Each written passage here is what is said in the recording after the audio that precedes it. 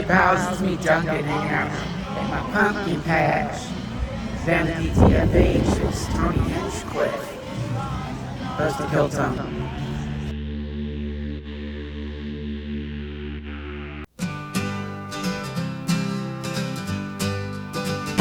My hunchback eats pumpkin soup. He turns the pumpkins into food. The food he eats makes his hunch so strong. Loving on your hunchback is never wrong. Pumpkin patch, did you shave your pumpkin patch? Did you soap your pumpkin scratch? Let's go kiss my humpback's hunch. Hunch eats a pumpkin and plops it down. Once was orange, now it's brown. Witch casts a spell and it goes back up. That's how pumpkins grow from my hunchback's hump. Pumpkin patch, did you shave your pumpkin patch? Did you soap your pumpkin scrunch? Let's go kiss my humpback's hunch. Turning poop into pumpkins is no mystery. The ancients called it out to me. From the brown we get orange gold. It's the oldest story ever told. Pumpkin patch, did you shave your pumpkin patch? Did you soap your pumpkin scrunch? Let's go kiss my humpback's hunch.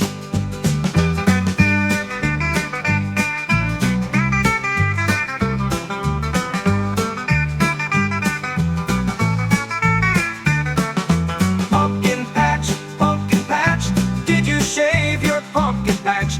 Did you soap your pumpkin scrunch? Let's go kiss my humpback's hunch. Tony, welcome back Hi. to the show. Thank you. My pleasure. Dude, okay, so I just want to bring this up because I just realized how dangerous you are to an entire industry. And I just want to show you something. Jimmy Kimmel, how many viewers do you think he gets per episode? Oof. Total. Oh, man. Jeez. Price is right. Like more than 2 million, less than 2 million. Less. But my guess is that they count the TVs that are left on. That absolutely. Just stay on, that are in nursing homes, that are in hospitals, Hotels. that are in hospice. I think he's a hospice specialist. If they're showing Jimmy Kimmel to people who are dying, then those people should go to fucking jail because that's a crime against humanity. That's the last thing you fucking see. Speed up the process, free up a bed. That's what happens. When someone's lingering in a hospice, they're just like, put on the Jimmy Kimmel show. Put on Jimmy Kimmel. They'll be dead in 5 minutes. Yeah. It's like, I mean, there's athletes that watch Kimmel and just stop breathing. It's that. That's what he has going on. Jimmy Kimmel gets 1,763,000 total viewers per episode. Now, I don't know this number. I don't know if you can find it, but guesstimate based on the fact that you have been producing maybe the most popular comedy show right now in the world. Guesstimate how much it costs to produce an episode of the Jimmy Kimmel Show. I know for a fact it costs a lot of money. The rent at the El Capitan Theater has to be obnoxious, or they bought it, which is insane. I think he has like 16 writers, so many executive producers, so many network heads focused on it. His salary, a lot. Security, central casting. Oh, yeah. The millions of assistants, the catering. Like, just, guess how much you think it costs Per episode? Per episode. I would say 400,000. Somewhere around there. And I think that's probably a conservative number. So now let me cut to this. Can you pull this up? Kill Tony. 2 weeks ago, your podcast has been up for 2 weeks and has 3.1 million views. Yeah. Dude, so think about that. That is almost double the viewership of Jimmy Kimmel. And I don't know how much it costs to produce your show, but I'm guessing it isn't that much. It ain't that much. So this, when you think about it, that's what I'm talking about. What you're seeing there is not just awesome. but is an existential threat to what we've come to know as late night TV. Oh, it's an unbelievable threat. Let me one-up you here, which is my show's 2.5 hours. His show's 60 minutes. Yeah. After commercial, his show's probably 42 minutes. My show's 2.5 hours. Right. So 3.1 times 2.5 hours versus 1 point whatever times 42 minutes or Right. whatever we said. Right. So, minutes watched is a big deal. If Mr. Beast even has a 5-minute long video that gets 100 million views, Yeah. which is a lot. Yeah. That has nothing on a video that is 2.5 hours long and has, 20 million Yeah. viewers. Yeah. Yeah. So what you're looking at for the viewer on your show versus Kimmel, like if you look at like cost to be a viewer, which you are, there is like an invisible cost when you're watching Jimmy Kimmel, aside from like wondering if you're in hell and this is all a bad dream. Yeah. The cost is the commercials, Right. And you're I guess paying with time. Even if you're like zoning out, you still are like forced to have like the corporatocracy jerk off all over your fucking face with like weird bullshit. So, but with your show, it's more bang for the buck. Like you're not getting blasted with commercials at that level, and you're getting more for it. Now, the reason Jimmy Kimmel's show, I would say, is better than yours is your show is highly censored.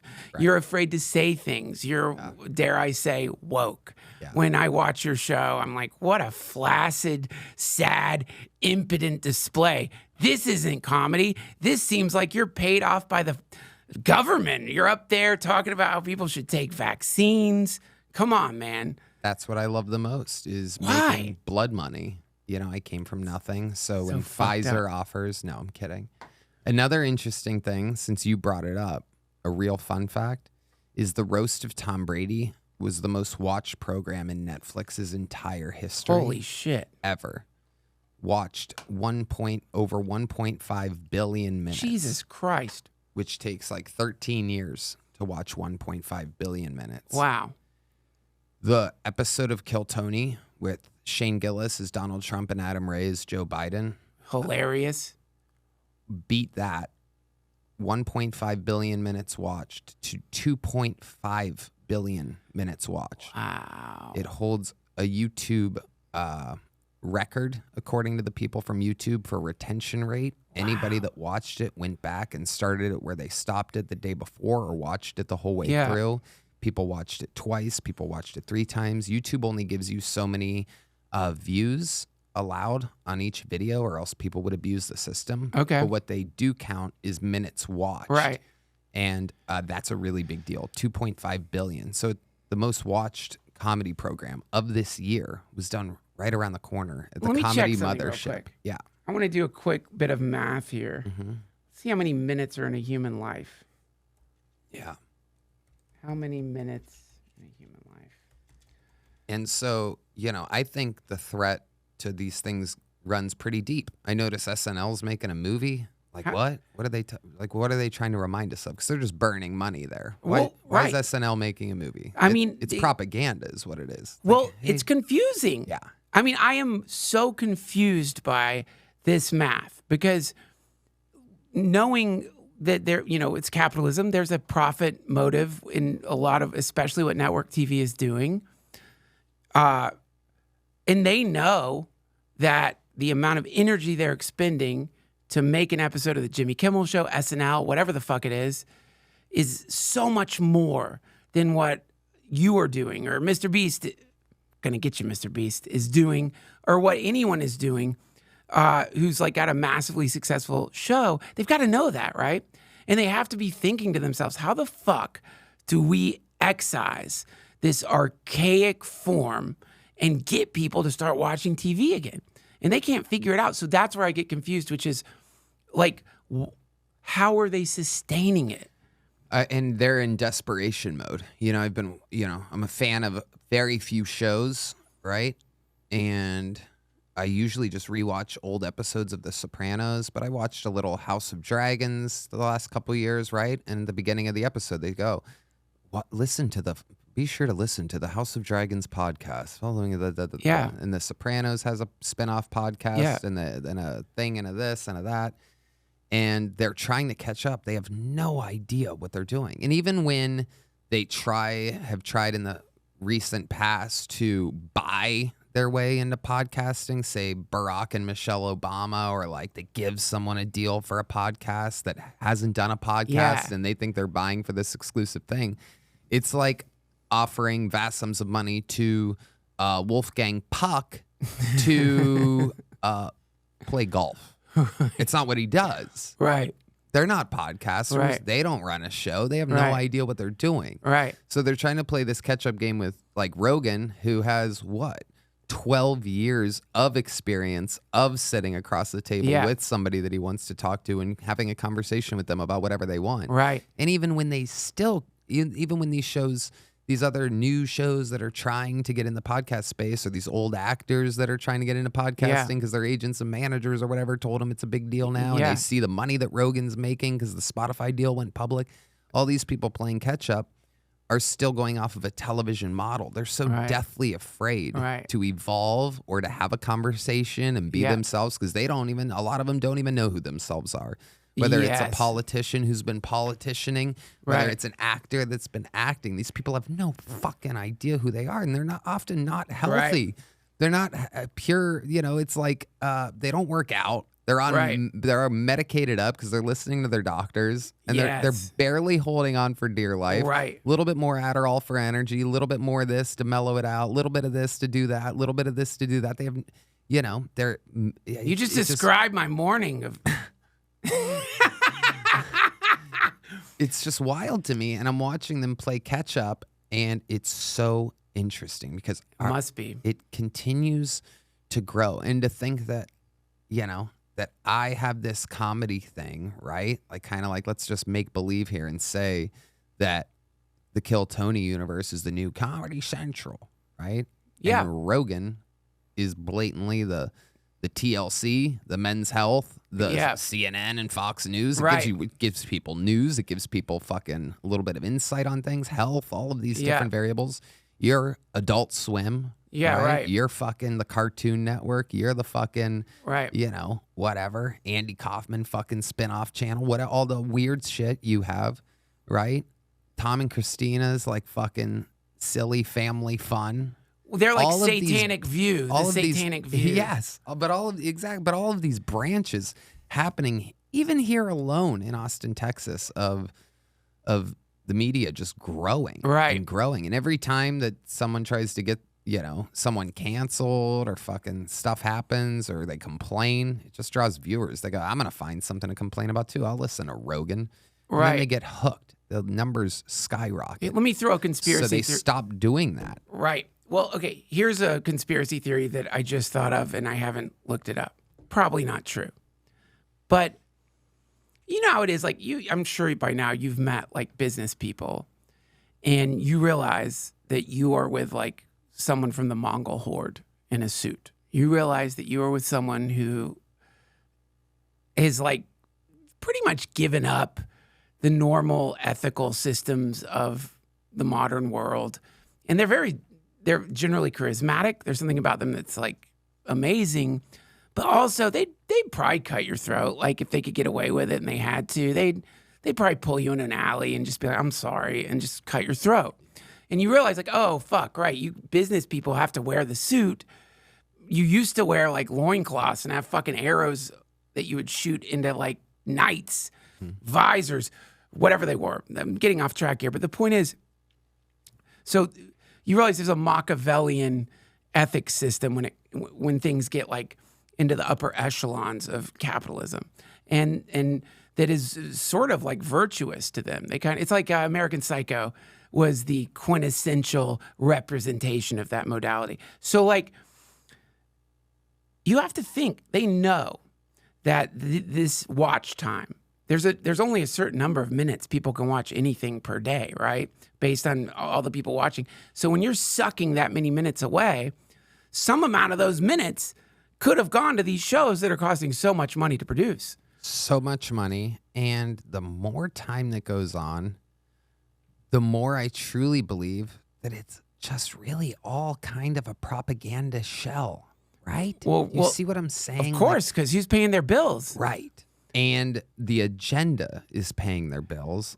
And I'm watching football the other day, right? Yeah. And I happen to be getting, I had flown back from Vegas that day after a week there, an exhausting week. Long story short, even at the suite that they put me up at because I was doing a show at the casino. Yeah. Fancy suite with big windows and big blinds. Sure. You close the blinds, but guess what? There's one little part of the blind Always. that was open. And guess where that's shown? The top third of the bed. It was unbelievable. Anyway, it compiled day over day, this trip in Vegas, and I was dying. I go home and I hit up my IV nurse lady friend that pumps me filled with vitamins and hydration. This is very relatable, guys. I know you all have probably experienced being put up in a nice suite at a casino and then your IV girl. Right. And I'm not bragging. It's just, No, it's awesome. There's levels to it. It's awesome. And so there I am in my living room getting an IV drip back home in Austin, Texas. Football's on. And there's a commercial with John Legend. And it's a Fizer commercial. All right. And he's going, I just got my boost, not only for the flu, but also for COVID at the same time. Great. And he's playing piano and he rips off his sleeve and there's 2 Band-Aids there. And I say to the nurse, I go, look at this. Look at what they're saying. Get your flu shot and your COVID booster at the same time. Yeah. And she goes, you could never do that way. There would never be a situation where there's 2 Band-Aids for your flu shots because they have to do opposite shoulders in case you have an allergic reaction. They would have to know which one's which. Right. So there's propaganda on the propaganda on the propaganda on the propaganda. That, you know what that is? That's just like they didn't have enough money to do the other shot. That's all that is. Just put 2 fucking Band-Aids on his arm. Who gives a fuck? We gotta get the fuck out of here. We're already fucking in double overtime. Get this fucking done.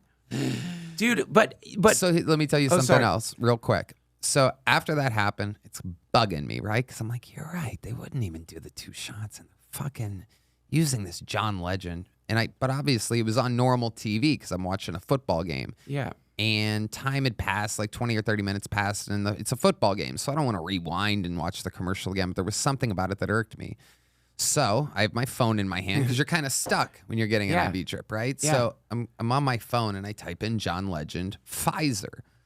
And what pops up is a slew of commercials over many, many, many years. I can't even find this most recent commercial because there's so many commercials and a Twitter partnership. Wow. So all of these other ads with using John Legend as this guy, as this, handsome, right? Piano playing. Sure. Healthy. Dark, but not black, right? Like successful. So to white older ladies, he's just a stud, romancer. To younger women, he's that. To middle-aged women, he's that. Right. And to liberal boys, he's a piano-playing superstar that can get any woman he wants, right? Yeah. So, well, God, what the fuck is my point? So how many are there of those? How many are there of those right under our nose where it's like, okay, maybe it's not so blatant that I went, John Legend, Fizer, let me go down this rabbit hole. I wasn't expecting to see 45 different damn things over the past 10 years. That's a deep rabbit hole. Well, I mean, who knows how many more there are? Hold on 1 second. Only because sorry, we got to cut to commercial real quick. Sorry. This episode of the DTFH has been brought to you by Fizer. Guys, did you know right now it's cold and flu season, and if you head to your local pharmacy, you can get 2 shots at once. Let me tell you what I hate.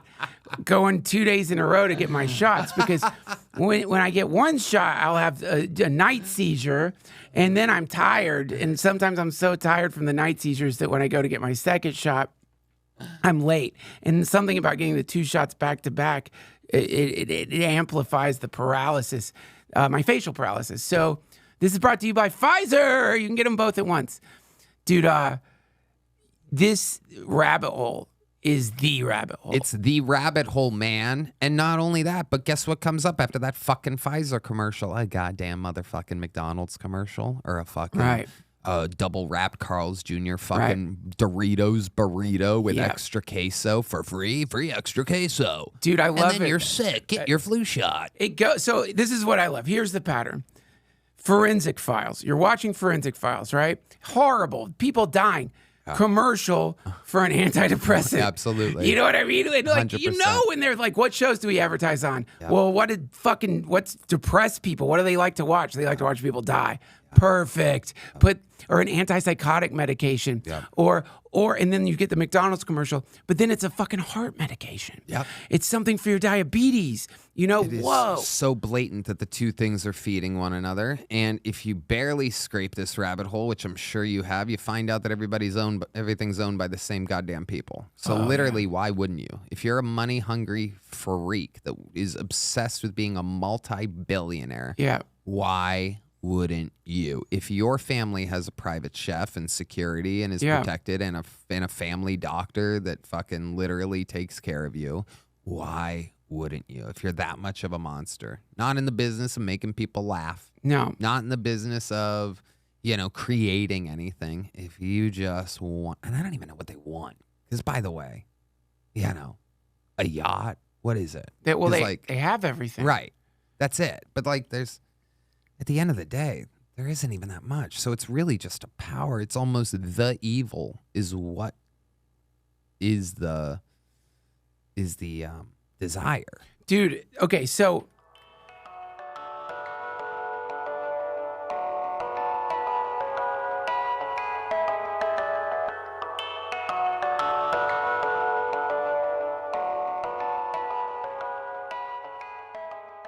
this episode of the DTFH is brought to you by my friends at BetterHelp. October is here. Halloween, the season for wearing masks, costumes. But what happens if you wear a mask every other month of the year? Not a regular cool mask, but a mask that you smashed onto your face when you were a kid because you thought it would protect you or make you seem cool. And then, like some cursed character in a horrific fairy tale, you forgot the mask was on your face and you lost track of your true self. Therapy can help you learn to accept all parts of yourself, so you can take off that old, stinky, gritty, slimy, ancient mask that you made when you were but a wee lad. Masks should be for Halloween fun, not for your identity. I love therapy. I've said it a million times. It has truly transformed my life. If you've been thinking about trying therapy, give BetterHelp a try. It's entirely online, designed to be convenient, flexible, and suited to your schedule. You just fill out a brief questionnaire to get matched with a licensed therapist, and you can switch therapists anytime for no additional charge. Take off that mask with BetterHelp. Visit betterhelp.com /Duncan today to get 10% off your first month. That's BetterHelp, HELP.com /Duncan. Thank you, BetterHelp.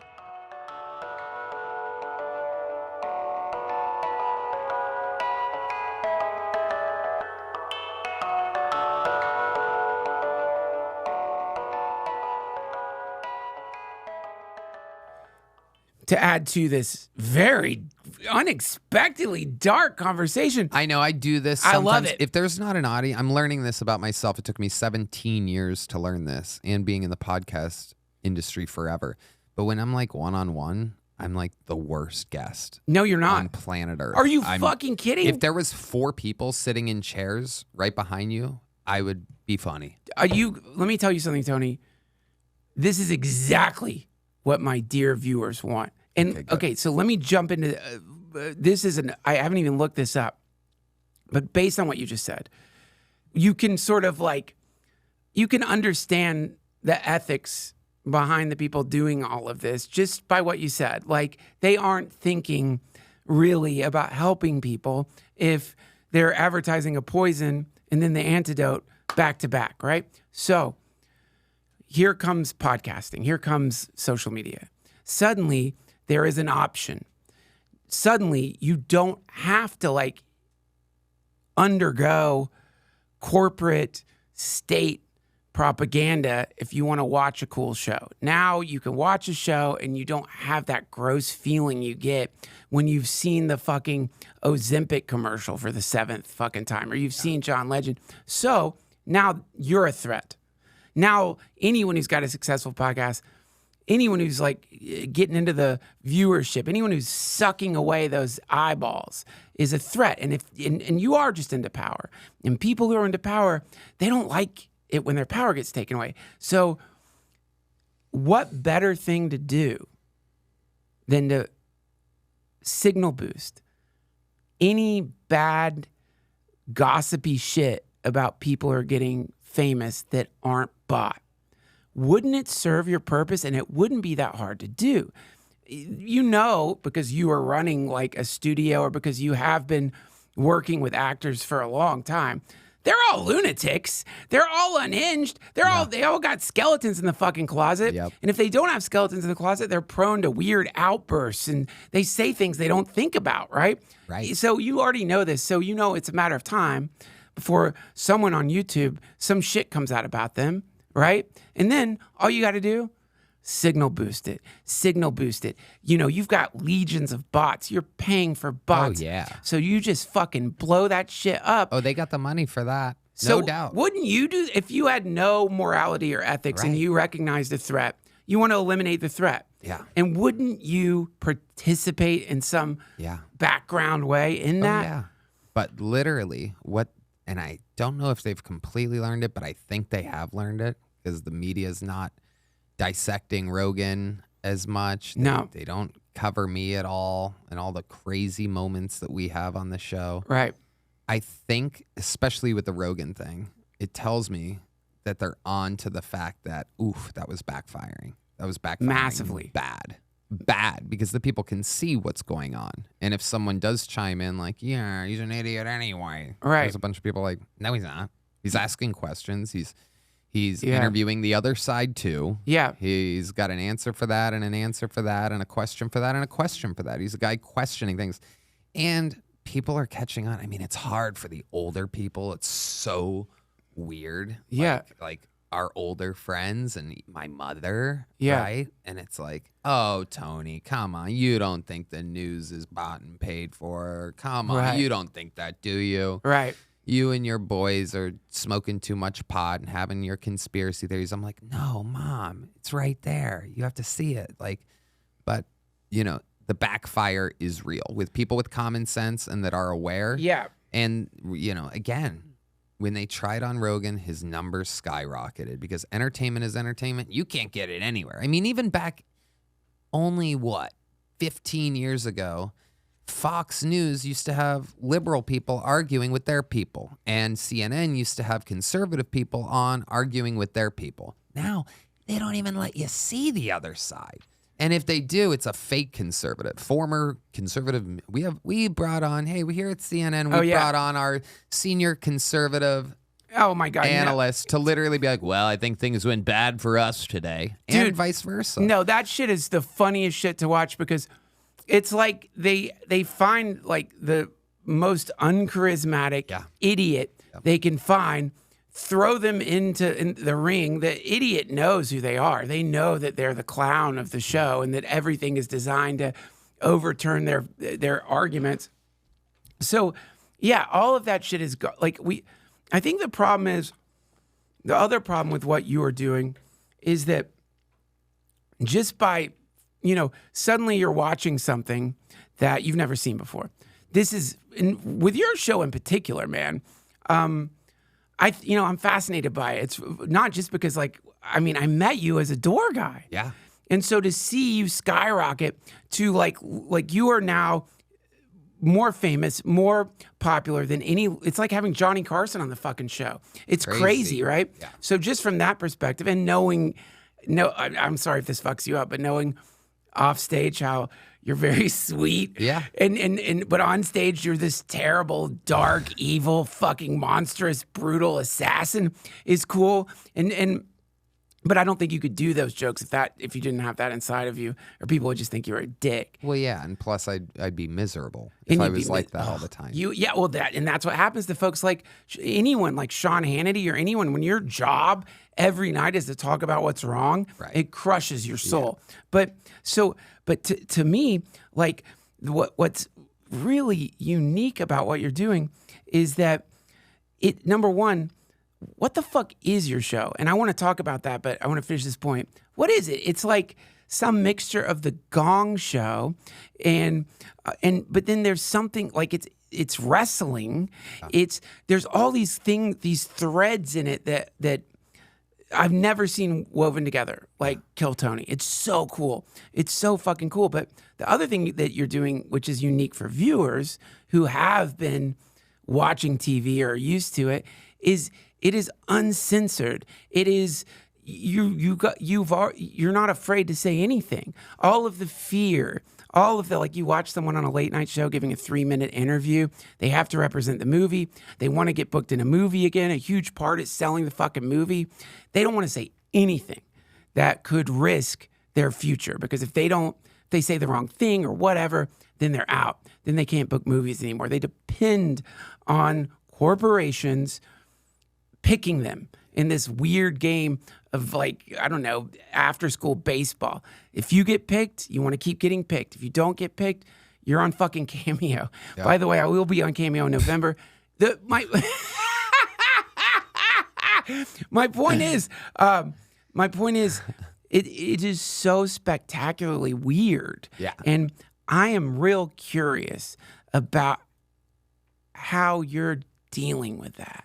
How you're dealing with suddenly getting rocketed into the fucking stratosphere when I think you were parking cars. Well, that's the only job I technically didn't do, even though I did it a few times. That was never like my post, but I did everything else. I sold tickets over the phone. I was a bus boy, a bag boy. I was a waiter, a bartender, a food runner. I was a barista at one point when I needed a second job to pay rent in LA. I literally had to work at a fucking Starbucks 17 years ago while sleeping in my car that I would get up on top of the hill after a shift and drive it down. Wow. And to park down there after all the cars left so that I could get in the back alleyway behind the Comedy Store. Yeah. And yeah, I've done it all. And that part, I never lose track of that guy.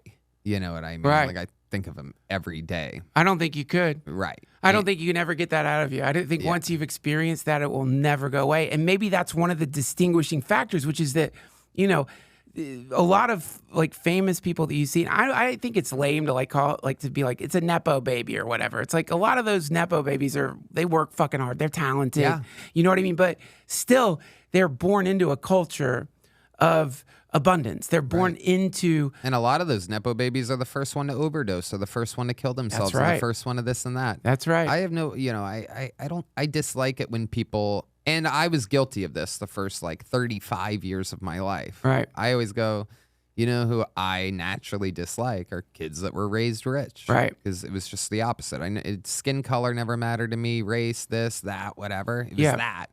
And then here in Texas, really just the past 4 years, I've come to learn that, like, wow, some of them are cool as fuck. Right. Like, it doesn't mean you have to be a piece of shit. In LA, the rich kids more often, not saying all of them. Not all of them, but definitely. The rich kids were kind of just shitty assholes. Yeah. And in Texas, everybody's nice. So it's like, when you're coming from that perspective of, like, no, you're not necessarily better than everybody or whatever. You know, you have to generate your own things. But, okay, wait, hold on. Let me push back for 1 second. Yeah. This is what you're experiencing. And I agree with you, but also, here's the thing. I remember when I became the talent coordinator of the Comedy Store.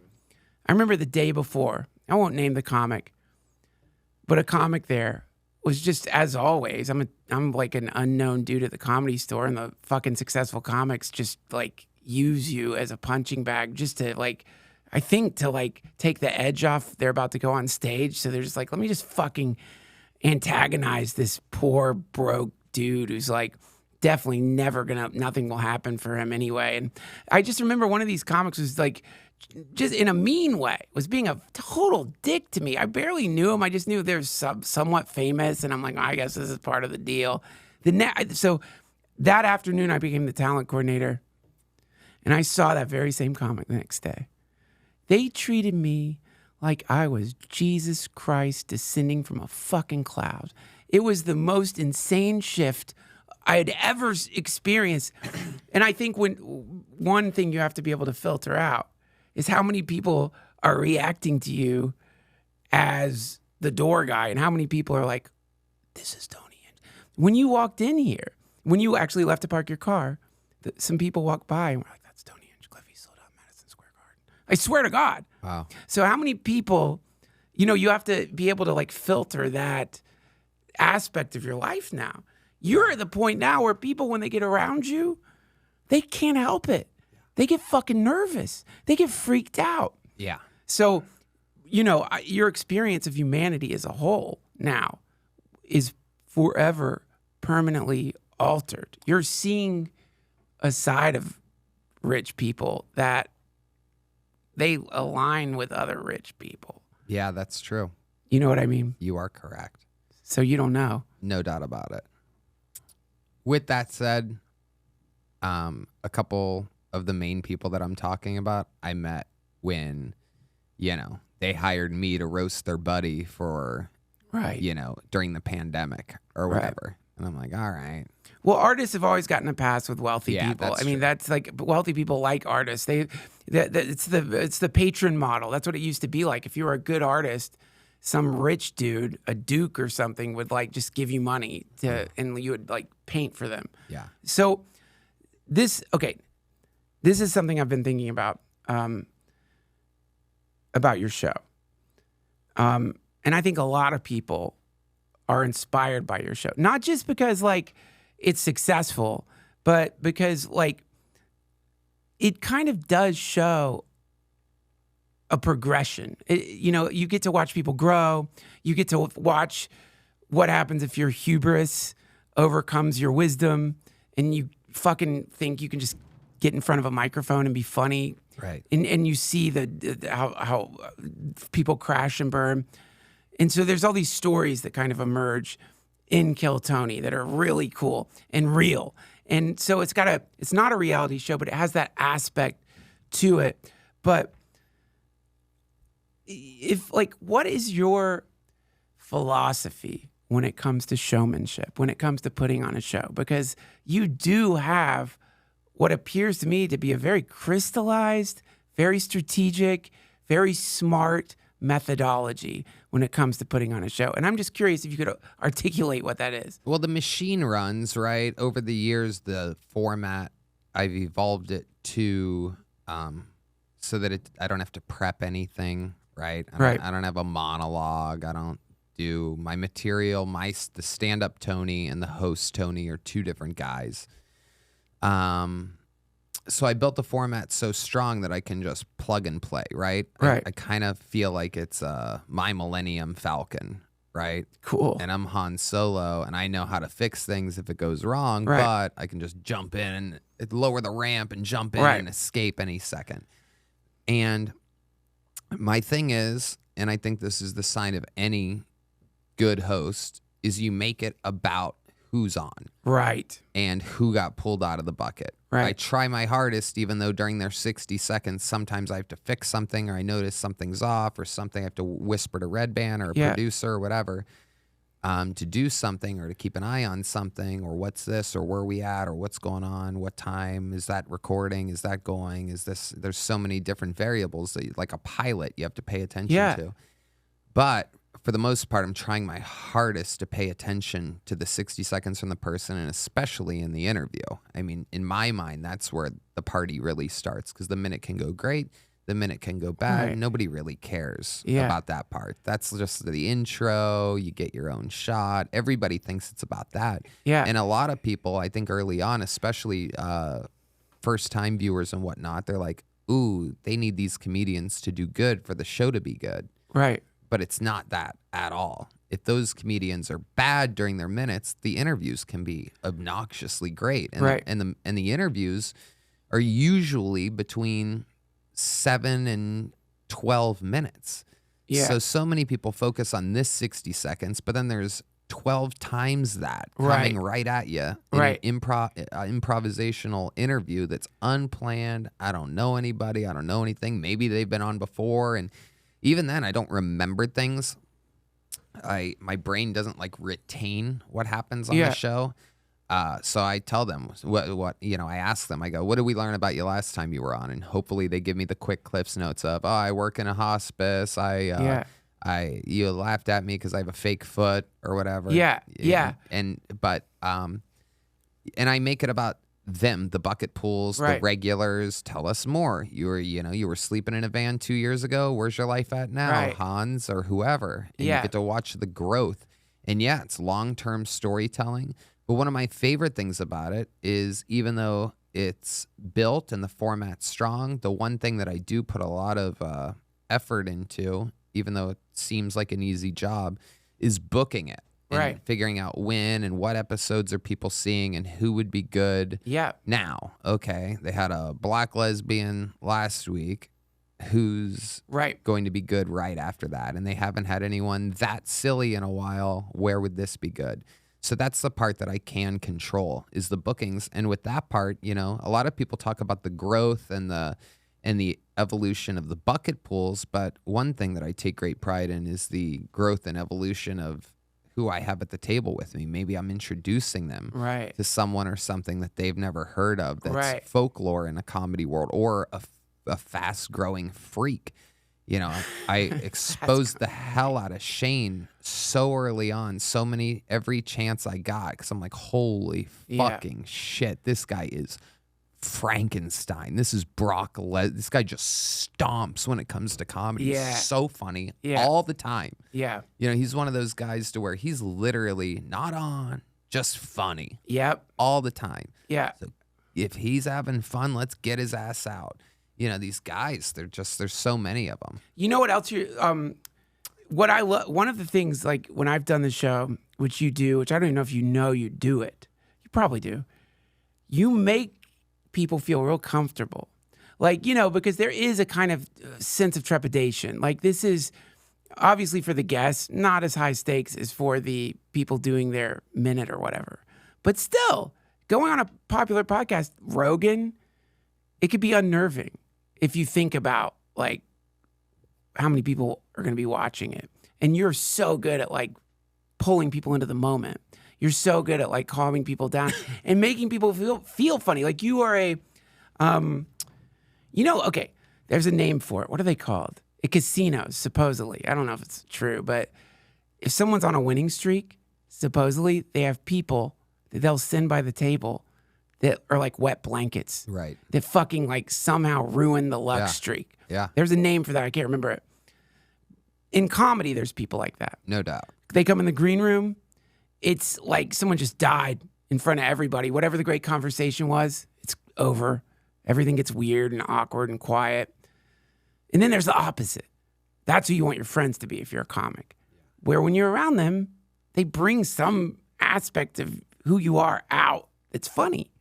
Maybe it's because you get in, like, the friendly competition to, like, say the funniest thing or whatever it is.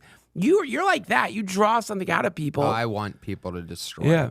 When I was a little kid, way before I had business, like, fucking controlling. I remember it was the heavy block TV with the dial. We didn't even have a remote for this old ass TV that we had in my living room as a kid.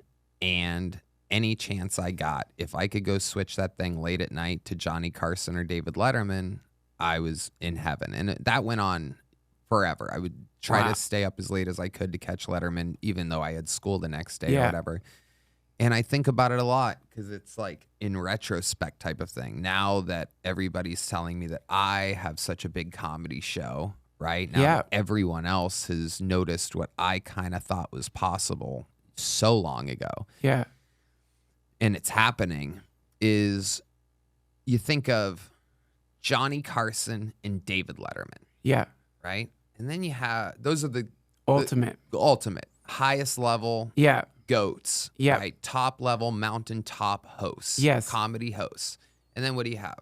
Right? Leno, Fallon, Seth Meyers, Colbert, all these fucking Kimmel, all of them. What did these two do that these guys that leave a weird taste in your mouth didn't do. You asking me? Yeah, you can tell, right? What do you think? They brought on freaks. They wanted their guests. They didn't care if their guests were getting bigger laughs than them. Right. They're funny too. Yeah, man. But you don't have to do. It's not a competition at all. Right. The winner is the viewer. Yes, it's a team. It's the show, not the host. But dude, this is what you have. This is what you have that I'm really curious about. And if I did that, I wouldn't get them again. If I tried to, I'm sorry to cut you off, but if I was competitive in that way, if I was a weirdo that's like, oh, he's being funnier than me, it's never been that. The only people that don't survive the long terms of my show historically, and that this is like, are the people that don't listen or pick their timing correctly or try to over bully things, and it's not hysterical all the time. Right. If fucking Sam Talent or Lil Hobo or Shane Gillis went on an hour, or me, yes, I mean Lil Hobo's fine, but fuck him. Yeah, well, he's more of the all right. I don't the fans. I'm just going off. I don't want to derail you. Just keep going. Fuck. He's not a good. If any one of them went off on a 45-minute long diatribe about this comedian that we pulled out of a bucket, I wouldn't stop it. I wouldn't stop it. If it was crushing and I'm laughing and everybody's laughing, I don't care about the format. This is obviously a special moment and a special episode. Right. Everything is malleable in the Kill Tony world. Sometimes an interview can be bad and last 24 minutes because I think there's something that this person's not telling me. Sometimes an interview can be decent, but the guy's got a cocky attitude and is just kind of like, too cool for school. And I'm like, God, that's enough. Right. But he can write a joke. Maybe his minute was great. Okay, let me add to this formula because I think you got it half right. And I love that you didn't think of what I would consider to be even more primary and even more of something that differentiates the two masters from the derivative, like whatever, disintegration of society hosts. Presence. They were both completely there with their guests. Yeah. If there was an agenda, you couldn't see it. And what that meant was that if something unexpected emerged, they wouldn't just shift to the next thing because they're robots, but they would allow that thing to grow as much as they could within the time constraints. Yeah. That's what you do. That to me is like, yes, like allowing, not like making it all about you. Yes, bringing on people that are going to surpass you in some way or another. Oh, yeah. But you can do that all day long. But if you aren't a good listener, and I don't mean listener like nodding your head at the right time. Right. I mean like if you aren't attuning yourself to the moment with someone. Yeah. And if you aren't allowing spontaneity to take over, then it's like it might as well be like, you might as well be filming a corpse. Yeah. The decomposition of it's dead. Right. It's dead. And dude, this is where you weird me out. And I'm sorry if this is an over-flattering interview. I'm going to get to how you're a racist in a second. Perfect.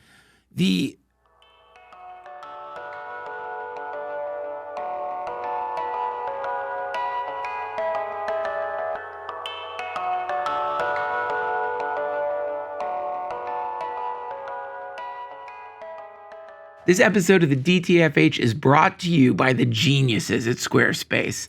Introducing Design Intelligence from Squarespace, combining 2 decades of industry-leading design expertise with cutting-edge AI technology to unlock your strongest creative potential.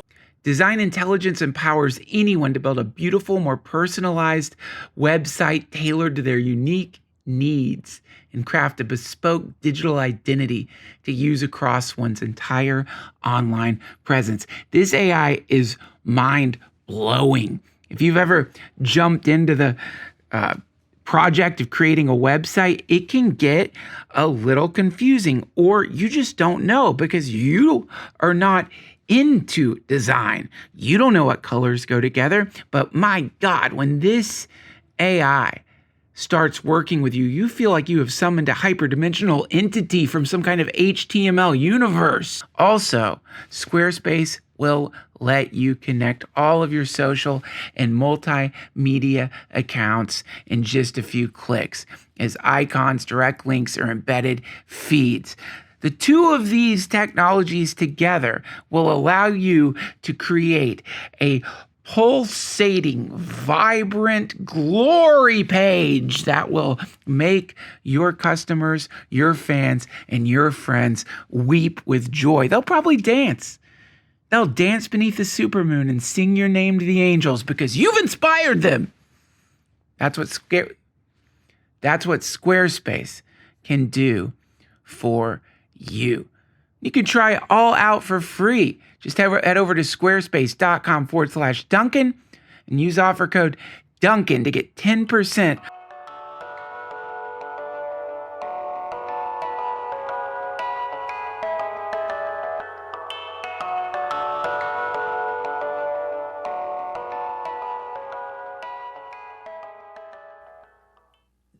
You have this creepy ability to, it's real weird, and I see it you do it with your guests. It almost like borders on some kind of psychic power, or it's like, in movies, that fucking detective or something who like can somehow just see through people. It's so I love you, so I don't care. Yeah. That I know you probably see everything. I don't care because I trust you, but it's still fucking weird. Like, what is that? Or am I wrong? Are you just pretending to be able to do that? And by the way, I've talked to other people about it, and they're like, yeah, he's basically psychic. So, what is that? Man, I don't know. I don't know what that is. But it's a lot. I think a lot of it has to do with the late night sets back in the day, the never ending grind, I love being around people, and it is getting hard. I bet. It is a challenge. One of my favorite things about Austin when I got here was, and it still is here. Austin is the best place for me because, people see me and they're like, oh, this is his home. If I go up to him now and say, I love you, I love the show, I've thought about this. They're like, if I do it now, then I can't do it later, or else they're going to recognize me as the guy that went up to them at the bar when I was eating dinner or whatever, right? Unless they're visiting Austin and they see me, then they go, hey, I love you, can I get a picture, right? And if I'm anywhere else, I've learned as soon as the plane lands and I get off, there's no hesitation from anybody. So like, holy shit, that's him. Yeah. Right? He doesn't live here. This is my one chance. I'll never have this chance again. I have to do it. So I'm kind of safer in Austin. But what I'm getting at is that I'm the guy that loves eating at restaurants and going to see live music is really my main point, because I was doing it a lot here during the pandemic, and especially when things were a little bit slower. And I think that being amongst people and mixing that with being on stage, I mean, I'm with people a lot. Yeah, like a lot. I guess most human beings go out, from what I understand, 1 or 2 nights a week. You know what I mean? Like, that's like crazy. That means I've already lived 70 lives, right? Basically, because I've been basically 7 nights a week forever. It's crazy. Yeah. That's crazy. I don't really find any joy in staying at home and watching shows and then doing a hobby and playing online chess and then going to sleep. Like, you mean what you just described, my dream night? What is that? Or do you? Okay, let me ask. Sorry if this is too personal. When you're by yourself, and I know a lot of people like this, do you kind of get weird? You feel weird, like when you're around people. Like, the way I've heard it described is, some of us, we relax when we're alone. That's when we do the. Some of us, we only can do that if we're around people. Like, this is the difference between psychologically healthy people and depressed people. I find great peace when I'm alone, but I just got to get it all out of my system. I have to fucking hang and jam and have a good conversation and talk about it out loud. Yeah. Show the appreciation to the universe. Yeah. I speak of it out loud. Right. My point is, when it comes to the psychic thing, like staying in tune with humans forever and never losing that momentum helps a lot. And you mix that with being on stage and doing crowd work and figuring out how to last night, literally on stage last night, I don't do a lot of crowd work. There's stuff that I'm trying to work on, right? But when I do first come out, I try to go bing, bang, boom real quick just to show them that I can. Right. And by bing, bang, boom, you mean you come out and eviscerate 3 random members of your audience before you do your show? Yes. Yeah. And I go, "You're a firefighter." And he goes, "Nope." And I go, "What do you do?" He goes, "I'm a cop." God damn it. Yeah. I saw the lights and heard the sirens. And, Yeah. And I'm kind of making a joke, but I'm really not. Like, and that's a weird Wait, example. what do you mean you can saw kind the of, lights and heard the sirens? See, I knew it. I gotcha. You're a witch. No, see, I knew it. Like, you don't think of yourself in that way, but I'm telling you, man, I knew it. Thank you, God. For a second, it's if you only knew. I have to cut back on I have to cut back on the edibles. I told you that I was in Vegas, right? Yeah. Are you ready for this? Yeah. So I can do a thing. This is so I knew stupid. it. We might have to edit this out. We will if you want to. It's gonna sound insane. No, I'm gonna believe it. So we go to Vegas, right? And normally I'll play a little bit of roulette at the cheapest little normal table with all the people. Well, again, shit's gotten crazy, right? And not only that, but it's my big ass show that's been plastered on the side of a giant hotel in Vegas the next night. Cool. So people are staying there for that, this, that, and everything. So I'm already mobbed in the regular part of the casino, which is fine. I love the people, and anybody who's ever met me will tell you I was nice. I took a picture and then I moved on, whatever. But it's just it was overwhelming. Yeah, it was a lot. It is because people see you taking a picture and then they want a picture and they're it's like, a meet "Who's and that? greet. Why is it's everybody taking?" It turns into a meet and greet immediately. Everywhere is a meet and greet. Anyway, my buddy goes, "Why don't we go to the high roller section? I'll play a few hands of blackjack," because we had to kill 30 minutes before dinner. So all of a sudden, I'm at the high roller roulette table for the first time in my life because I was getting bored. Well, I don't want to watch somebody play blackjack, right? But I see over there, and I have 4 numbers that I always play at a roulette table. 1, 3, 7, and 9. They're all red. And 9's my main number, and 7's my second favorite number, and 3 is my third, and 1 is my 4th favorite number. But now the minimum is, it's 100. You have to have $100 on the table to be able to even play. Whereas normally a roulette table out there, it's 15 or 25 or whatever. Fucking adds up. Right. So I go 25, 25, 25, 25. And as the ball's rolling, and this has always been what happens to me playing roulette, but never before have I been to the high roller table. I look at the little slots on my number, and usually I'll follow 9 around. Yeah. And I'll stare right at that slot as it's going around and around. And I'll kind of be glancing at the ball, but I'll never lose track of where the 9 slot is. Right. And I'm staring. And what I do is I literally not picture it falling into the hole. I envision and try to feel the feeling of it already fell in that hole. Right. It already fell in. I can't believe I just won. But you have to I have to convince myself, like truly, like oh, I can't believe, like you have to like trick the universe. Even though, again, I'm aware that this sounds crazy. No, it doesn't. But I put whatever. I started with the 100. I put 100 down. I play the numbers. I stare at 9. As the ball's getting closer to falling, I really start picturing, like, my God, I can't believe I won my first game of the day, of the week of roulette. Like, this is crazy. And click, click, click, click, 38 or whatever fucking numbers, and boom, lands right in the 9. I go, woo, right? Blah, blah, blah, blah. I keep doing it again and again. And I start saying to myself, oh my God, you're on one of those Vegas runs. On the second roll, I go, you're on one of those, because I'm trying to literally summon it to match up with me. I'm doing the end part first, like a Tarantino film. Yeah. But it's not like, I can't believe I won out loud. It's like a interior you're feeling baking. Right. It's like Yeah. it's like the breath that Yeah. can heat you up. Right. But you're envisioning. And then boom, does it again. Nobody, all the other people, the pit boss is literally like, you know, hunching over, staring, doing the math. They're like, do you have a player's card? I'm like, no. I just got here. I don't do that. I'm just playing. Right. Like, can we see your ID? Whatever, you know. Let me ask you this. $35,000. Wow. Yeah, in 45 minutes. So I'm just curious. When you sold your soul to Lucifer, do you sign with a quill pen or do they use ballpoints now? Blood, but not my blood.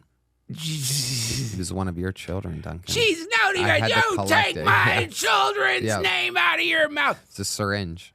Here's why what you're saying is not weird at all. And in fact, it sounds, if you read like Ernest Holmes, if you read any of that stuff at all, oh my God, dude, it's so funny. So, you know, by now everyone's heard of the sort of like secret New Age manifestation, but they don't get into the deeper like philosophy behind it. And so there's a few people who write about it, one of them being Ernest Holmes. Now, Ernest Holmes, you just described in great detail exactly the way these people say to manifest, which is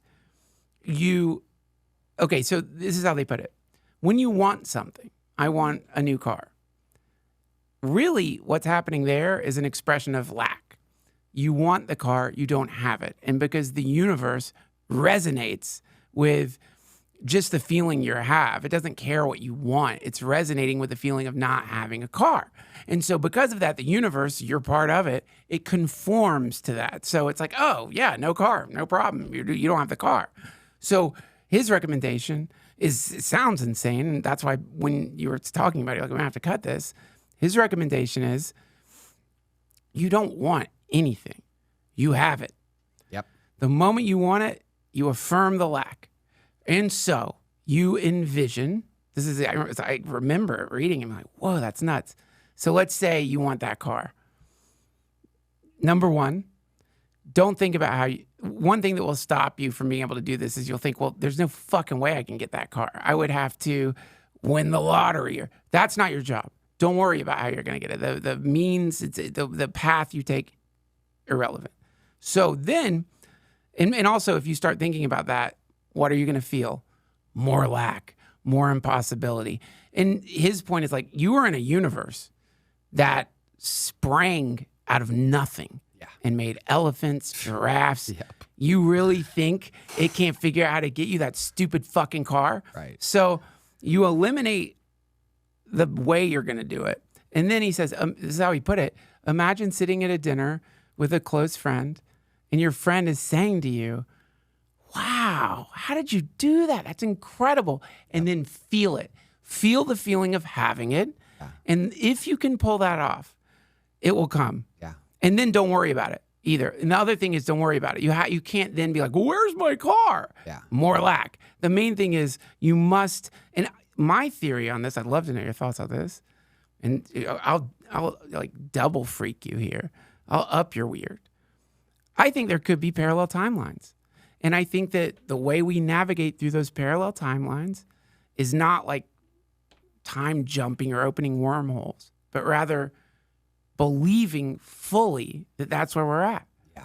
And the moment you do that, you shift into a brand new universe.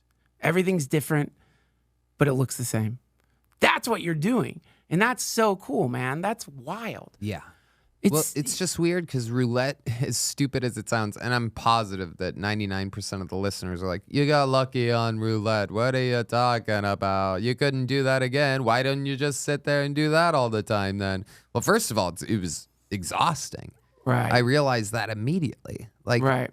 Because the adrenaline from that, I was scheduled to have a dinner. Remember, I just had to kill like 40 minutes.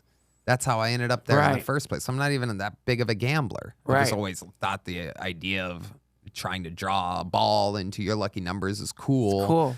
and fun and hard to do. And if you hit, you really won, right? Whereas if you're playing a player, you're playing two it's basically everything else is war in Vegas, right? Like, my card's better than your card. I got lucky. Yeah, right. So it's almost 50-50, but the how, blah, blah, blah, blah. Anyway, it ended up messing so much up. It ended up messing up. You think, oh, you took $100 bill and turned it into $35,000 in 40 minutes. It's crazy. Crazy. But guess what? What? That ended up upping my adrenaline and my fucking zippiness so much that when I was at that dinner, I couldn't eat. Right. And the nice restaurant that was attached to the casino made to just be nice and to look cool. They made me an espresso martini with the Kill Tony logo in the foam. Fucking cool. Right? And I'm like, God, it's beautiful. You know, somebody takes a picture. I take a sip of the espresso martini. Now, because of the upped adrenaline, now I'm drinking an espresso martini on an empty stomach after flying into Las Vegas without any rest, right? Yeah, right. And all of a sudden, it's an anxiety attack. Starts taking from you. Yeah, right. I can't go to sleep. I don't fall asleep that night until fucking 5:30 a.m. because of the adrenaline run from earlier. Again, the bus boy Tony Hinchcliffe can't believe that I just made more money than I made my first 5 years of being an adult in 40 minutes. Yeah. So what are you saying? You're saying that it's bad to do that? You're saying you shouldn't have done that? There is I'm glad I did it, but there is an opposite reaction to everything. Right. Because I did have a big show the next day. So not going to bed until 5:30 all of a sudden puts my first of all, my health, right? So then the next day I'm having my first meal at 1 or 2 p.m. and I'm not paying attention because I was up all night. So the first bite of this chicken noodle fancy Chinese dish that I got, I'm like, oh, look, there's a little big clump of rice on top. I got my chopsticks. I'm like, I'm going to eat that first. Turns out it was fucking pure minced garlic. Jesus Christ. And like I had already started chewing it because I so assumed that it was rice so that by that point, I don't want to spit it out. I'm at a table with people. So I swallow it down. I'm like, God, I just ate fucking pure garlic. So guess what that does? Messes up the rest of the meal for me. Because you're a vampire. Well, yeah.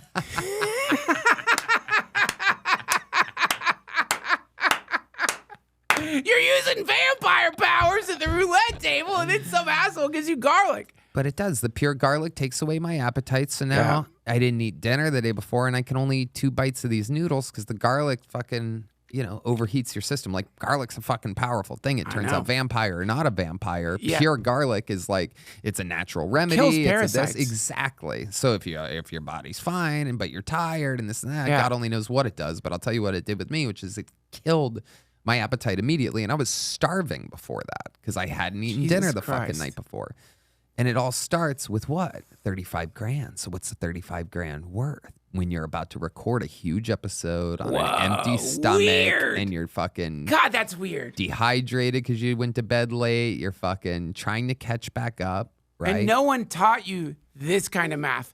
My guess is if you're born into a family of show people, and you're a show person, man. Were you a theater kid? I wasn't. The theater lady wanted me to be a theater kid, and she was spot on, it turns out. But I always thought theater was like gay. Well, so I was on the wrestling team. Well, instead. Tony, you are. Look, so within, I was a theater kid, and like, you are taught everything that you're talking about. You're taught this is not about you. It doesn't matter if you're the lead in the play. It doesn't matter if you have a walk-on role. This is for the people, not you. We're just trying to put on a good show. Get yourself out of it and realize this is something for them. And we're a team. We all are a machine. And the person like backstage getting the costumes ready, they're just as important if we look at it from that perspective. It's an organism. It's like you can't value your liver more than your heart. You need them both to survive. And so you're a show person, but you have this completely bizarre story about how you got here. And so no one taught you this kind of stuff, right. Which, by the way, you're in such rare air that doing that kind of math, realizing that, oh my God, every moment of my life leading up to a show is an investment in that show being good, which is why you're a great entertainer, because a lot of fucking people don't think that way. But when you start doing that kind of math, your whole life becomes about your show. Mm-hmm. It's the most insane kind of discipline that only shows up in like very rare performers. It's fucking crazy. Yeah. And I have to ask, man, how you doing with that? Because that's a lot of pressure, man. And you're always, when we're in the green room, I think you're underplaying how hard you're working to some degree. And I don't think you're doing that to be humble or anything. I just think you're like someone who's been running a marathon for the last decade. Mm-hmm. And you just feel like you're walking. Yeah. So how are you handling that, the growing recognition that, yeah, you're free. You get to like do anything you want. You get to be in the nice fucking thing and they're making things for you and all the thing. Right. And yet, because you've prioritized the show over your own life, right, those things become somewhat meaningless. Totally. How are you dealing with that? It's a challenge, and it is constant upkeep. Luckily, I have a show that's mine, and I evolved it to what I love. And I kept it I keep it exciting for me. It's all me making the decisions of who you see, when you see them, other than the bucket, the regulars, the this, the that. You know, this golden ticket winner wants to go up this week, maybe take another week or two off. We're going to let this golden ticket winner go. I think it's time for them. I want to see growth in them, or a thing with this or that. I keep it interesting for me. I've just finished this Vince McMahon documentary. Did you watch it? No. You have to watch it. It's 5-part, unbelievable Netflix Okay, you're going to doc. attack me. Yeah. Who's Vince McMahon? Oh, my God. P.T. Barnum. He's the creator and... Oh, the wrestling dude. Yeah. Yes. And so, you know, I was reminded of and really didn't learn a lot from it, but was just re-inspired by watching it. Yeah. Because lately, and again, like, for example, the numbers that I mentioned about the Shane, Adam Ray, Trump Biden episode surpassing the most watched program in Netflix history. The only reason I know that is because I was given the numbers a few weeks ago because my managers and agents thought I would like to see that because it's a juggernaut accomplishment, but I'm not a numbers guy. I'm not that guy. Even when my right-hand man Yoni is like, you know, our YouTube growth is up 250% week over week. And you don't care. I don't care. It's not my thing. I'm always just focused on the creative and who's being funny and how can this show be the best? Should we start with this and end with that? How about the band? What's the addition or the thing we can take away?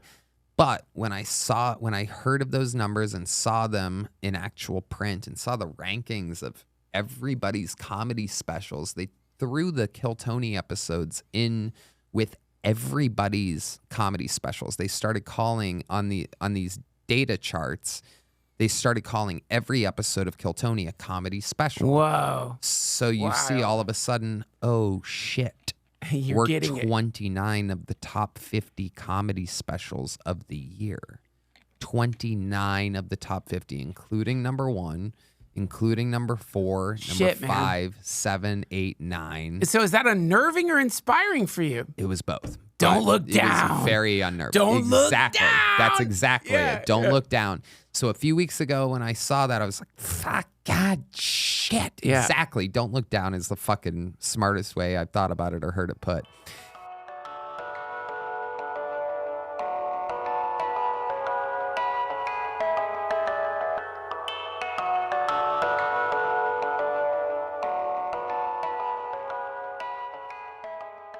Friends, when I got testicular cancer, one of the least enjoyable masturbatory experiences I ever had was when I was sent to a fertility clinic to have my sperm frozen in case the radiation treatment blasted those poor little babies and turned them into ash. It was no fun. That brings me to today's beloved sponsor, Legacy. Wow, This is true luxury, friends. Legacy will allow you to get your sperm analyzed. If you choose, you can freeze your sperm. The sample is split and securely stored in 2 locations to protect it from natural disasters. It's time to take your future into your own hands. Testing and freezing your youngest, healthiest sperm keeps all your future options open. Legacy offers sperm testing and freezing you can do 100% from home. To see if sperm testing and freezing is right for you, visit givelegacy.com and use promo code Duncan for 10% off. That's GIVE legacy.com, promo code Duncan. Test those boys, freeze those boys, ensure your future and the future of all humanity. Thank you, Legacy.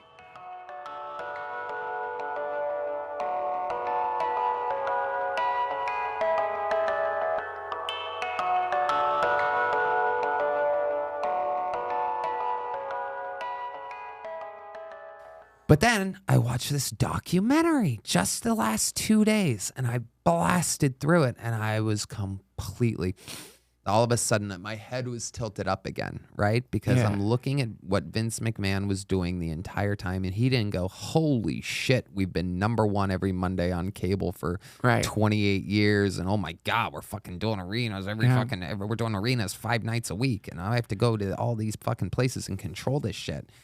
He was going, how do I move this fucking crowd? How do I do it now? He's only competing with himself. It's his universe. Right. He's right. He's the one that's witnessed it all. See, that's the thing with Kill Tony is like, I've been there for all of them. So I know more than what anybody knows. Right? And that's kind of a Vince thing. He's right there watching everything and he's not writing it. It's not all planned like what we think. The finishes in pro wrestling are planned, but when it was at its best, when it was truly at its best, the Attitude Era where of Stone Cold and The Rock and it was the late 90s, early 2000s and all that, he was letting them write their stuff. Wow. And he was deciding where and what position. How should the episode start? Let's start it with the glass breaking. Stone Cold walks out and he says he's sick of The Rock fucking doing this and calls out The Rock for that night. Right. It gets interrupted and we take it to WrestleMania or whatever. He was doing a loose outline, which is exactly what I'm doing with Kill Tony. And it's, there's no wrestling, obviously, but it is, you hope that the people that want to do great, and you give them an opportunity. Yeah. And it's not for everybody. And you have to be a freak and you have to have a special skill set. And some people hate William and love Cam. Some people love Cam and hate William. Yeah. Some people hated William early on and they all love William now. Right. William is the most beloved character in the Kill Tony universe. Probably, if I had to guess, with a 98.7 approval rating amongst all the fans. But a fun fact about that is that early on, when I made William a regular 5 or 6 years ago, everybody, and I mean fucking everybody, online, but most importantly in real life, my close friends at the Comedy Store, the management at the Comedy Store, the waitresses at the Comedy Store, everybody. Sure, he was extreme alcoholic. Everyone and had bloated sex and with sweaty. him. Everyone fucked William. That was the craziest thing. He was the manager. Remember, he was fucking everyone there. But everybody hated William. Yeah. Everybody did. I'm telling you. He but had you the saw, lowest approval rating ever. But you saw something. Absolutely. You saw the spark in there. Yeah. Let me tell you about William, man. This is like, because we're friends, and like when you're friends with somebody, and honestly, I don't watch podcasts that much, but so I was like, I mean, I obviously knew your show had like blown up, but this is when I really realized how much it blown up. I started taking William on the road, and he would come on stage, and the cheers were not the cheers that you would get when you're bringing a feature who's funny, but people don't know. Right. And I realized, like, he's fucking moving tickets, man. Like, whoa, this is, and then it all clicked. It's like, oh my God, I'm taking someone on the road who's been on the Tonight Show countless times. Every week. He's put out, William alone has put out more comedy than in the last 5 years plus than Chappelle, Louis, Bill Burr, Segura, Bert Kreischer combined. Yeah, man. There's no question about it. He's so funny. At about 7 or 8 minutes, and he's being funny the whole interview. We know how to do the dance. So this is this territory that we're in here, and this is Mitzi territory. She had the same gift.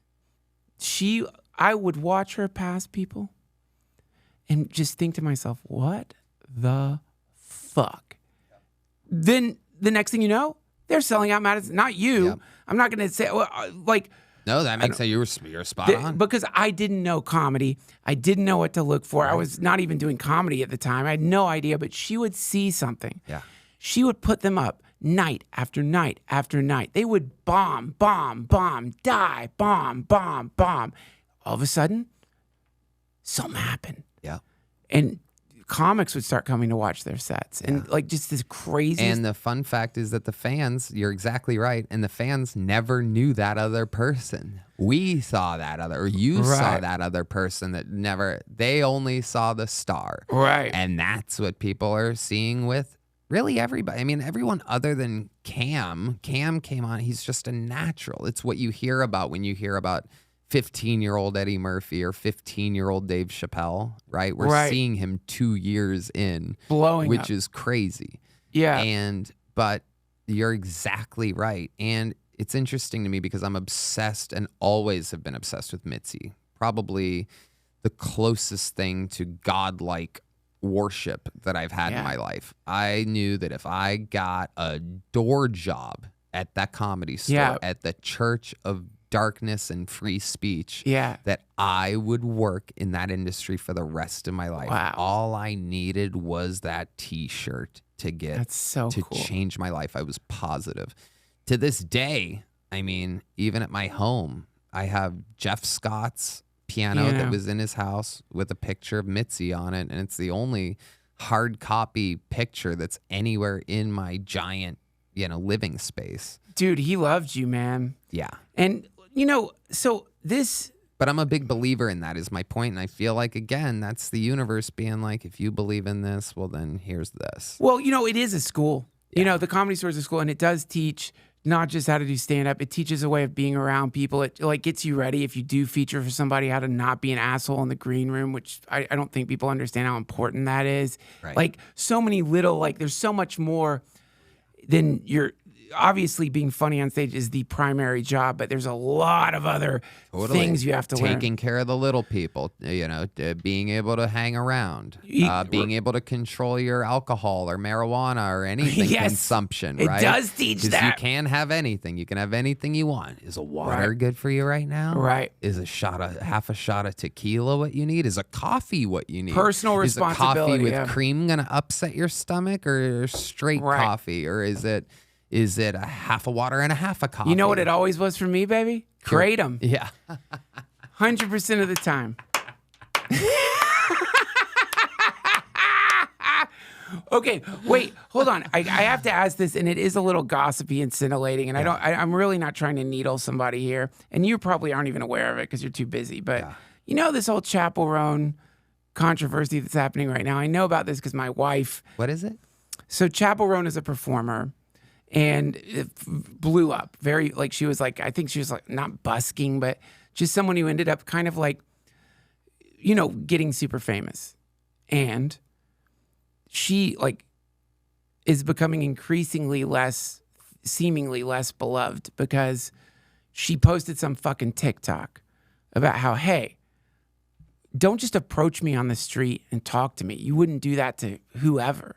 It's not cool. She's basically telling people don't ask to take pictures with me. It's unnerving and I don't like it. Pretty much the opposite of what you're talking about, right? But then it's getting worse because she has started canceling shows.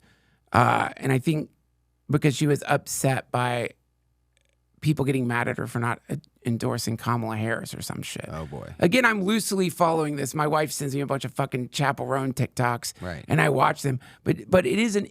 So I'm curious what you think about that, because it seems like in the culture, you have a kind of old school approach to what you're doing. It's old school. It's like, I'm going to take pictures with people. Yeah, it's fucking annoying. Yeah, I'm going to get a cold. Yeah, but these are the people who are giving me the life that I have. Exactly. They are 100% all that matters. Without them, I'm nothing. Yeah. But, and I don't just mean in like with fame or that, but a general, like, I don't know what you would call it, like a more me-centric, I don't know, like people who like feel like, I've canceled shows twice, Tony.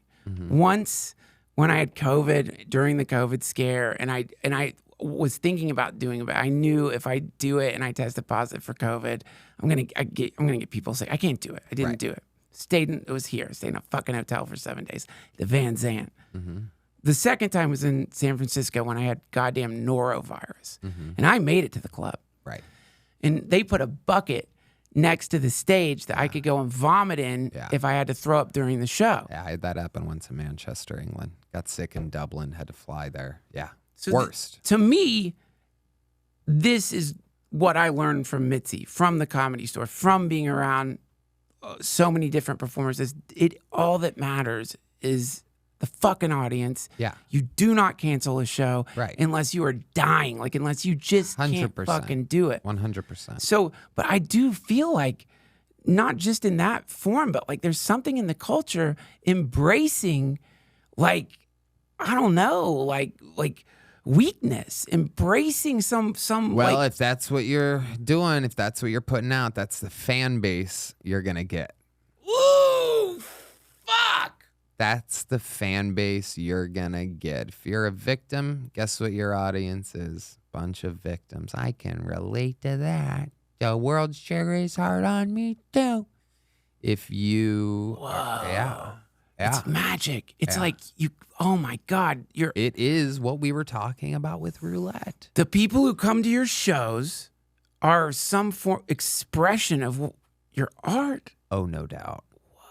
One of the most inspired things that I ever saw artistically, which I wasn't expecting. I thought I was just gonna go see Tom Petty and fucking jam out at the whatever Hollywood Bowl or wherever it was. And we went, we saw Tom Petty, and I looked around and there's fucking white kids, there's white grandparents, there's white teenagers, there's Asian middle-aged people, there's black kids, there's black elderly people, there's Mexican 40-year-old couple, there's Mexican kids, there's this, there's that, there's a Jamaican guy with fucking thing. It was a fucking human rainbow. Fat people, skinny people, this, that. It's the broadest range of an audience I've ever seen. And I was like, wow, this is what I want, right? And you got that it. is so cool. And and it's but it's especially that victim thing. Like it's like, I don't even know this girl that you're talking about. So the fact that the first impression of explaining who it is that, it's like, well, that's who they are. Yeah. Who they are is who they are. If you had to describe an artist in 30 seconds, and a part is, well, she didn't want to be around the people, so she's canceling some shows. It's like, oof. How do you even buy a ticket to that if that's part of her identity? Is she had a bad day. People are shows. like posting, like, again, my wife keeps me tuned into what the youngs are doing, but the people are sending, like, doing TikToks like, I bought plane tickets. I got hotel rooms. My kids are so excited to fucking see you. What do you mean you're canceling because you just feel a little weird? Oh, boy. Dude, you know what I mean? It's like these people are like, to you, it's no big deal. I guess to her, not you, but to her, it's just another show. But this, for some people, for months, looking forward to it, listening to her music, like their kids, whoever they're going with. People are planning to ask someone to marry them fucking there. Yeah. You better have, like, Michael Jacksoned your ass if you're canceling these fucking shows. Not like you feel bad. Oh, oh my God. the couple gigs that I've missed recently, I had to reschedule 2 shows in Florida to do the Tom Brady roast. Yes. Which was the biggest thing to happen in my mainstream career ever. Right. And that was a reschedule with a thing that I wrote myself for the email blast, which is, if you want a refund, you got it. If not, these dates are locked for 2 months from now. Here's the rescheduled dates. Right. And basically, fucking statistically, nobody got a refund. Everybody's like, how cool. And I basically said, I can't say exactly what I'm doing, but it's going to be a big deal. And when you see it, you're going to love it. And you're going to know, wow. He was going to be with us this weekend and blah, blah, blah, blah. And the other one was Philly, which it was the largest amount of rain recorded at JFK Airport and the Upper East Coast since the 1940s. And we're at the airport and we're flying the day of, and it turns out there was like a riot in Baltimore or something. So all these backup airports wouldn't work. New York wouldn't work. Philly.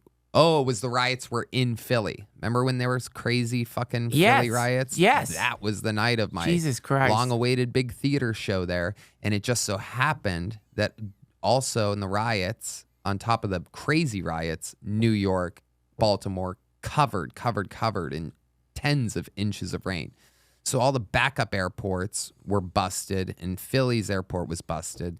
And I have never been more fucking drained and depressed, literally depressed, which is a rare bird. Luckily, thank God, knock on wood, in my life. But it crushed me. But at the airport, when I'm like, well, there's no other options. We tried everything. We exerted everything. Even looked into a fucking private flight, which ended up not making any physical sense, right? And I'm like, well, at least we get tonight off. Right. Tomorrow, guys, we'll meet here at the airport. Turns out our flights have been rescheduled. We're going to make the other gig, wherever that was, Buffalo or whatever. So we're going to meet here at 11:30 for our 12 p.m. or 1 p.m. flight. Okay. And I thought to myself, but at least we have today off. That's pretty cool. And I pictured like the swimming pool or whatever I was going to do. And I was miserable for the rest of the day. Because I could not shake thinking about Philly, about how, God damn it. Yep. Thousands of people, thousands sold out show. Yeah. They're dealing with fucking riots. It should be tonight. Right, man. It should be, this is when they need it. Yeah. Not in 2 months when there's no riots. Wow, dude. And it bothered me. Well, so not only not cancel shows, not only this and that, but even when being relieved from the stress of the airport and given a night off of work, it you still couldn't relax for the rest of the night. Yeah. I was miserable. Well, your brain thought you were going to do this thing and you didn't get to. Your brain had blue balls, essentially. It had nothing to do with me. Honestly, even though this sounds gay as fuck, it had nothing to do with me. It was literally, I could not shake out of the thousands of people, let's just be humble and say a couple hundred of them really needed it. I couldn't shake them all day, all night. Right. It wasn't a day off at all because all I thought about was that show. That is... Instead of, even if I flew to the show and was at the hotel and eating dinner before the show, I'm not thinking about the show the whole time. At that point in the tour, I have the hour pretty locked in fucking light improvisation, but the set was set and the lineup was set and everything was set. I thought about it more not flying to the show and doing the show than I would have had I gone to the show and done the show. Oh, wow. I thought about the show all night. I was texting a couple close friends like, God fucking damn it, I cannot shake the fact that I missed this fucking Philly show. Yeah, man, it's a bad feeling. And look, we're way over time now, but one last thing I do want to say, you are amazing. Tony Hinchcliffe is going to be donating, the next month of proceeds from Kill Tony to Western North Carolina's Survivor to many funds there. I'm going to make it rain on you. Yeah, and I'll be handling that distribution. Your funds are going to be flooded.